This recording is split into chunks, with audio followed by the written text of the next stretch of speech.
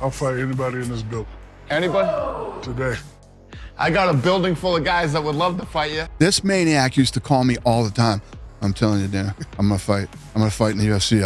I'm training. Whenever I shake his hand, I'm like, what is that? It's That's absurd. A hand? Yeah. It's like a desk. It's like it's like a desk. He's like, I like to fight, used to. And so like whenever I watch a UFC event, I always say, I think I can do it. Every guy sits on the couch and looks and says, I can do it. I'm 7'3", Of course I can fight Mighty Mouse. In my mind. Yeah. But I know when I get out there, he's going to, leg lock, submit and all that. So I wrestled Forrest Griffin. He's the strongest guy. And he was the man to once save the UFC from bankruptcy. The savior, Stephan Bonner and Forrest Griffin. So these two guys come out, light heavyweights, and they put on the sickest fight you have ever seen in your life. And the numbers during the fight went just like this. The place is going crazy. People were stomping their feet, and it sounded like a train was going through the arena. And at the end of the fight, people were chanting, one more round, one more round. Yeah. We ended up giving both guys a UFC contract that night, which made the place even go crazier. I knew when that fight was over, it didn't matter if we did another deal with Spike TV or didn't do another deal. We did it. We made it. We were going somewhere. Yeah. We literally got up out of our chairs, walked out into the alley, and cut the deal for season 2. We cut a new deal on a napkin. I know that sounds dramatic, but it's true. If that first season didn't happen, I would not be sitting here right now. It's the craziest story ever. You literally couldn't write it. After that success, the UFC doubles down on Spike TV programming. They create UFC Unleashed, Fight Nights, and Countdowns. Also a video game, UFC Undisputed. In doing so, they develop a self-sustaining feedback loop. Check this out. You can see their strategy has 4 aspects: attract, convert, immerse, and extend. You attract people by airing content for free. Then you convert them to pay-per-view.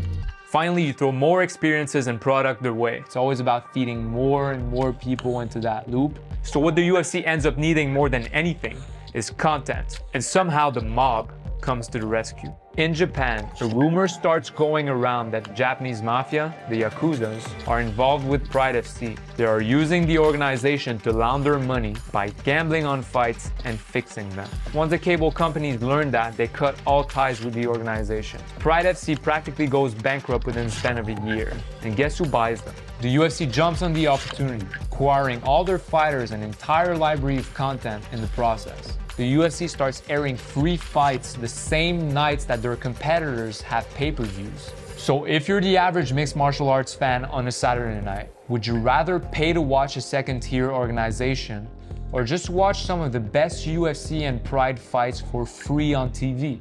That's how the UFC destroys competition. Is WEC merging with the UFC?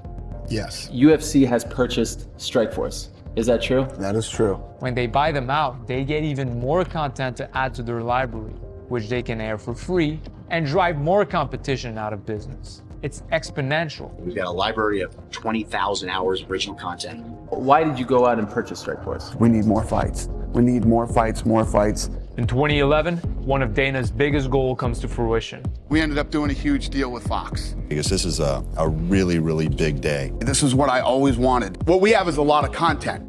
We needed to get our content out there, and they spread our content across all their platforms. Fox is the #1 network in the country. And all those people out there that thought I was a lunatic 10 years ago when I said that this was going to be the biggest sport in the world. Some still do. Some still do. I know. Call it a coincidence, but a few months after the Fox deal, ESPN comes after the UFC. You ever hear of John Skipper? No. John Skipper ran ESPN. Hates UFC.